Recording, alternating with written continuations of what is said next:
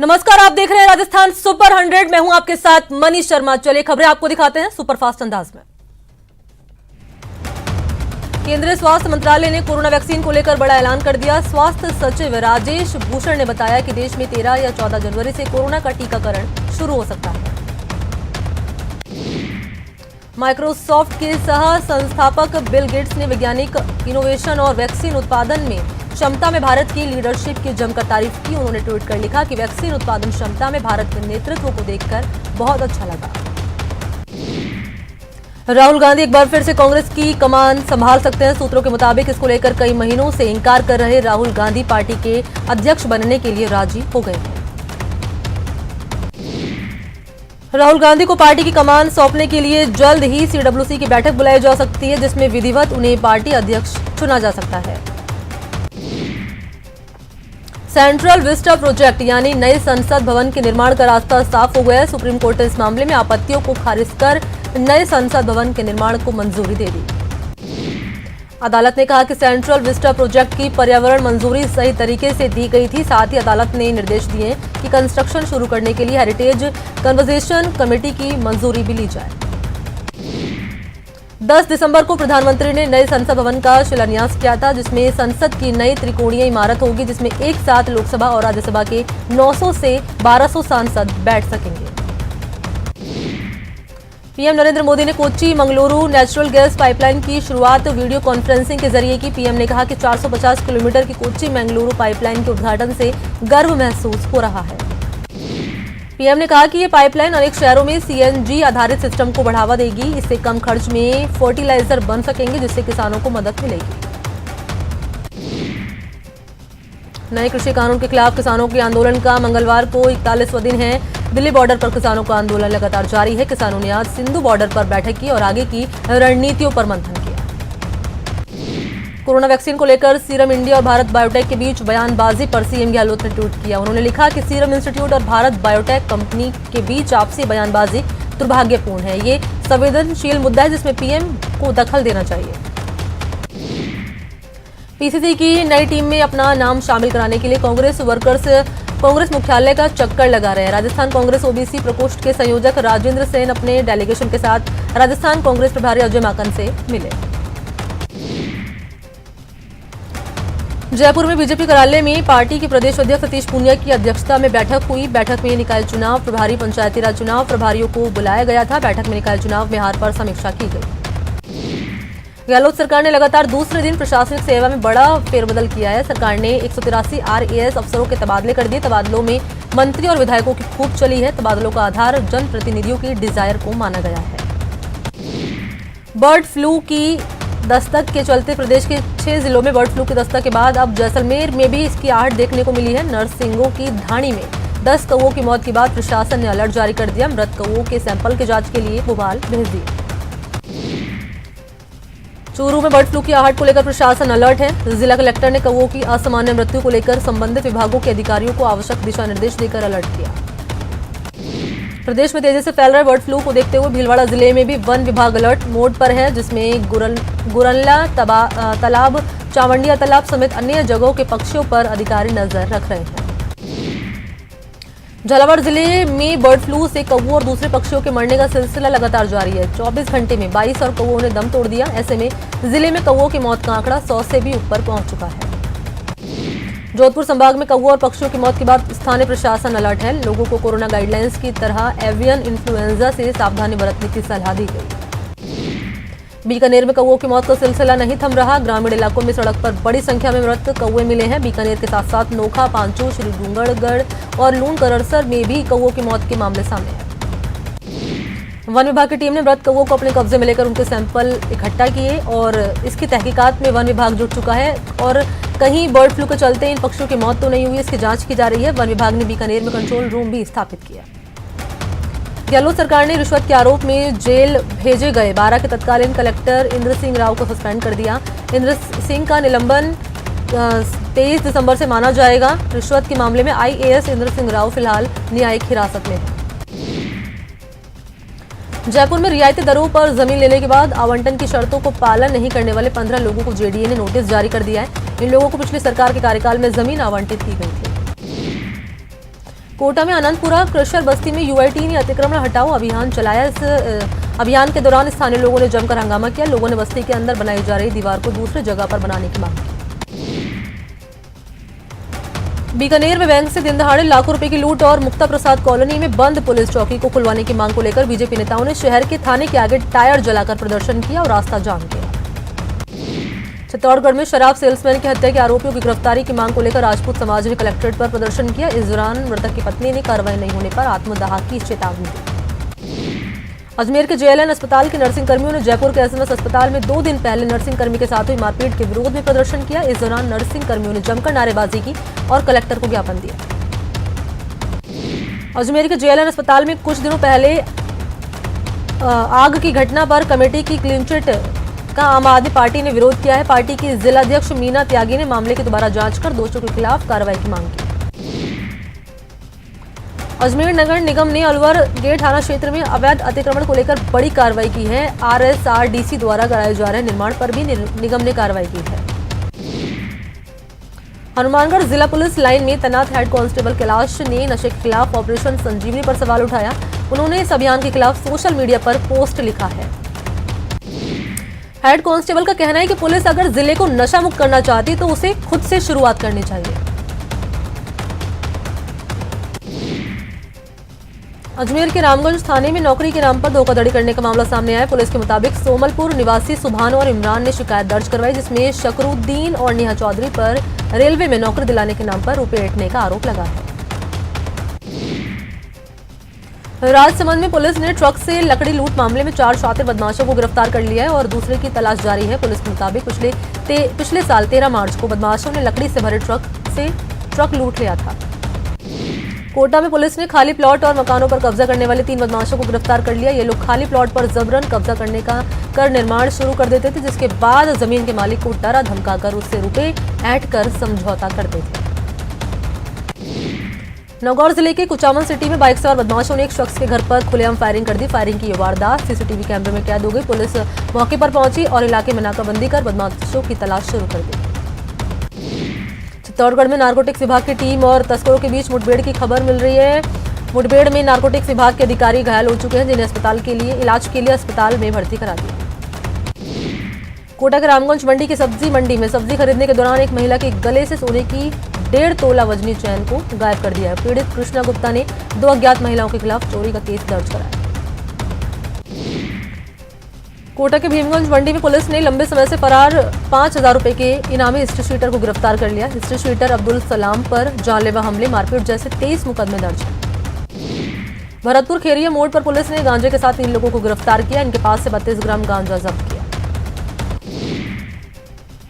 कोटा में 80 feet road में एक महिला मजदूर ने फांसी लगाकर सुसाइड कर लिया। घटना के बाद से ही महिला का पति 2 नाबालिग बेटियों को साथ में लेकर फरार हो गया।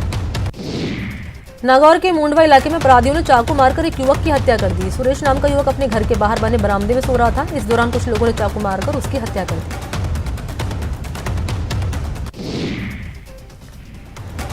बारां जिले के अंता में बाइक सवार असामाजिक तत्वों ने पेट्रोल पंप पर जमकर तोड़फोड़ की, साथ ही पेट्रोल पंप के कर्मचारियों के साथ बेरहमी से मारपीट कर वहां से फरार हो गए। बाड़मेर में कोर्ट ने 75 साल पहले किराए पर दी गई दुकान को खाली करवाकर मकान मालिक को लौटने के आदेश दिए। पिछले 35 साल से दुकान खाली करने को लेकर अदालत में केस चल रहा था। सीकर के नीमका थाना कस्बे में चोरों ने करीब 2 लाख रुपए की नकदी और सोने चांदी के जेवर चुरा लिए। चोर घर में रखे हुए करीब 300 चांदी के सिक्के लेकर भी फरार हो गए। उदयपुर के दुलावती का गुड़ा गांव में एक युवक का शव मिला। पहले नजर में हत्या का मामला लग रहा है। शव को सड़क पर घसीटते हुए फेंका गया है। कोटा में दाई मुख्य नहर में एक युवक का शव मिला, जिसकी पहचान कुलदीप के रूप में हुई। कुलदीप रायपुरा का रहने वाला था, जो रविवार की रात से लापता था। कोटा के पोलाई खुर्द गांव के पास ट्रेन की चपेट में आने से एक व्यक्ति की मौत हो गई। अभी तक शव की शिनाख्त नहीं हुई। भरतपुर के खो थाना इलाके में 2 बाइक की भिड़ंत हो गई, जिसमें अडावली के रहने वाले बाइक सवार की मौत हो गई। बीकानेर के खाजूवाला में आकाशीय बिजली गिरने से एक व्यक्ति की मौत हो गई, वहीं 2 व्यक्ति घायल हो गए। बताया जाता है कि 3 लोग एक पेड़ के नीचे बैठे थे, तभी यह हादसा हुआ। भरतपुर के नदबई इलाके के नाम गांव में नरसिंह भगवान के मंदिर पर आकाशीय बिजली गिर गई, जिससे मंदिर के विद्युत लाइन और सारे उपकरण जलकर राख हो गए। हादसे में मंदिर के महंत करतार सिंह भी झुलस गए। उदयपुर जिले के गादोली गांव में एक बाड़े में अचानक आग लग गई। लाखों रुपए की फसल जलकर राख हो गई। मौके पर पहुंची फायर ब्रिगेड ने आग पर काबू पा लिया। कोटा में नगर निगम की फायर टीम ने चाइनीज मांझे के 10 रोल जब्त किए। जिला प्रशासन के निर्देश पर कोटा दक्षिण, कोटा उत्तर नगर निगम की अलग अलग टीमें चाइनीज मांझे की धरपकड़ में जुटी है। बेरोजगार कैंडिडेट्स के लिए गहलोत सरकार ने बड़ी राहत दे सकती है। राजस्थान रोडवेज ने बेरोजगार कैंडिडेट्स के ट्रांसपोर्टेशन का खर्चा उठाने का प्रस्ताव तैयार कर लिया, जिससे कि कैंडिडेट परीक्षा के दिन परीक्षा केंद्र तक फ्री में आए और जा सके। इस प्रस्ताव पर अगर मंजूरी मिल जाती है तो इम्तिहान देने वाले कैंडिडेट फ्री में सफर कर सकेंगे और इससे प्रदेश में 25 से 30 लाख कैंडिडेट्स को फायदा मिल सकेगा। अजमेर के सरवाड़ उपखंड कोराले के बाहर राजस्थान किसान महापंचायत ने प्रदर्शन किया। महापंचायत ने सीएम के नाम डीएम को ज्ञापन दिया और बिजली की बड़ी दरों को वापस लेने की मांग की। अजमेर जिला प्रमुख सुशील कंवर पहाड़ा ने पदभार संभालकर पहली बार जन सुनवाई की, जिसमें सैकड़ों की संख्या में लोग अपनी जन समस्याएं लेकर पहुंचे। जन सुनवाई में सीओ, सीईओ समेत 5 विभागों के अधिकारी शामिल रहे। उदयपुर के धानमंडी क्षेत्र में पुलिस आश्वासन के बाद बाजार खुल गए। व्यापारियों और पुलिस के बीच विवाद के बाद व्यापारियों ने आज अपने प्रतिष्ठान बंद रखे और बदसलूकी करने वाले पुलिसकर्मियों के खिलाफ कार्रवाई की मांग की। बीकानेर समेत जोधपुर विद्युत वितरण निगम में निजीकरण का विरोध जोर पकड़ने लगा है। विद्युत निगम के कार्मिक 12 जनवरी को निगम कार्यालय पर प्रदर्शन कर जोधपुर डिस्कॉम सचिव का घेराव करेंगे। जोधपुर के भीतरी शहर में जर्जर हालात में पड़ी निमाज हवेली को लेकर विवाद नहीं थम रहा। उत्तर नगर निगम के मेयर कुंती देवड़ा ने हवेली में बरसों से काबिज दुकानदारों से भी मुलाकात की। दुकानदार इस हवेली को तोड़ने का विरोध कर रहे हैं, तो वही हवेली के मालिक का कहना है कि जर्जर होने के चलते हवेली कभी भी गिर सकती है और कोई भी बड़ी जनहानि हो सकती है। उदयपुर के बड़गांव पंचायत समिति में सांसद अर्जुन लाल मीणा ने बैठक की। बैठक में उप जिला प्रमुख पुष्कर तेली समेत बड़गांव पंचायत समिति के प्रधान और उप प्रधान मौजूद रहे। अलवर के बहरोड़ में किसानों के समर्थन में एनएसयूआई ने साइकिल रैली निकाली। श्रम मंत्री टीकाराम जूली ने साइकिल रैली को हरी झंडी दिखाकर रवाना किया।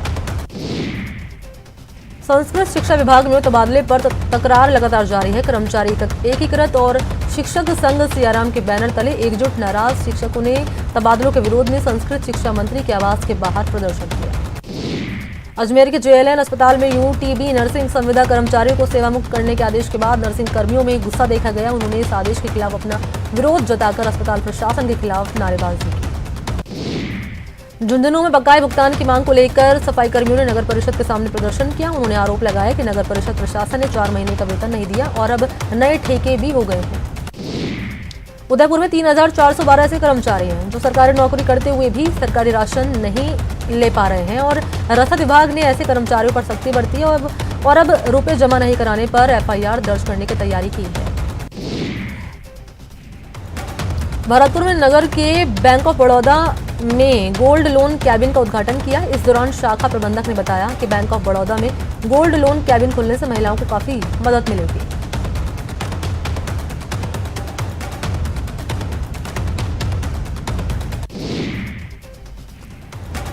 जिला कलेक्टर नथमा डिडेल ने बताया कि उप कारागृह का निरीक्षण किया गया और कैदियों से बातचीत कर कारागृह का हाल जाना। कैदियों ने कलेक्टर को समस्या से अवगत कराते हुए उप कारागृह में चिकित्सक की समस्या बताई है। भरतपुर में महाराजा सूरजमल सेवा संघ के पदाधिकारियों ने चिकित्सा राज्य मंत्री डॉक्टर रघु शर्मा के नाम कलेक्टर को ज्ञापन दिया और मेडिकल कॉलेज का नामकरण महारानी किशोरी के नाम से करने की मांग की। दौसा की बीजेपी सांसद जसकौर मीणा ने कलेक्टर पीयूष सामरिया को ज्ञापन दिया। उन्होंने भंडारी गांव में बने राजकीय अस्पताल को चालू करने की मांग की।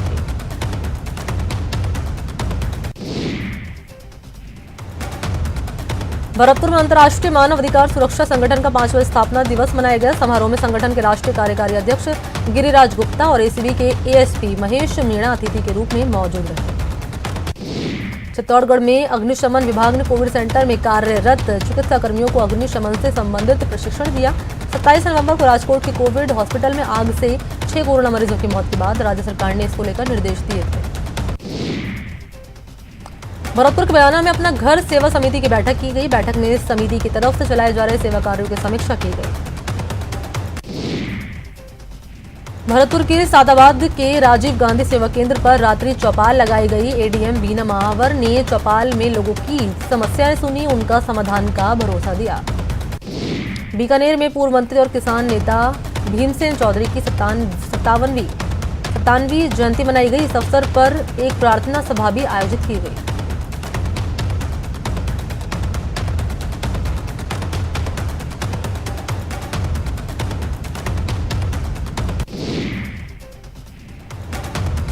अयोध्या में श्री राम मंदिर के भव्य निर्माण के लिए करौली जिले में भी जन जन से सहयोग लिया जाएगा। श्री राम मंदिर निर्माण निधि समिति के तत्वाधान में 15 जनवरी से करौली जिले में सहयोग लेने की शुरुआत हुई।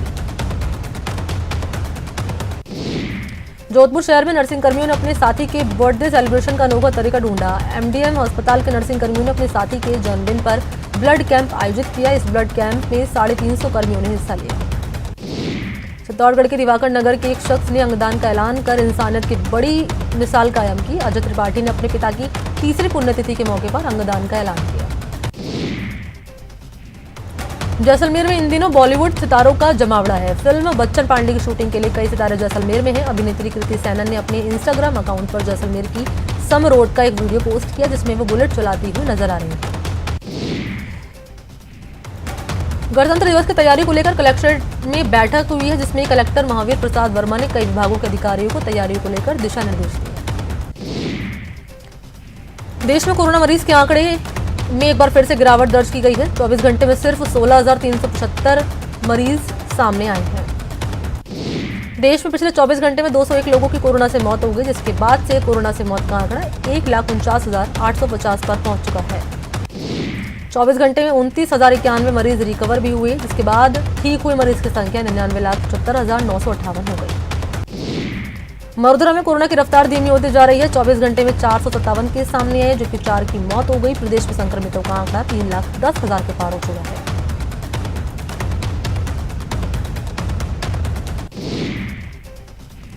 श्रीगंगानगर में ब्रिटेन से लौटे एक ही परिवार के 3 सदस्य कोरोना के उनमें नए स्ट्रेन के मिले हैं और कोरोना के नए स्ट्रेन से संक्रमित ये सभी लोग 18 दिसंबर को ब्रिटेन से लौटे थे।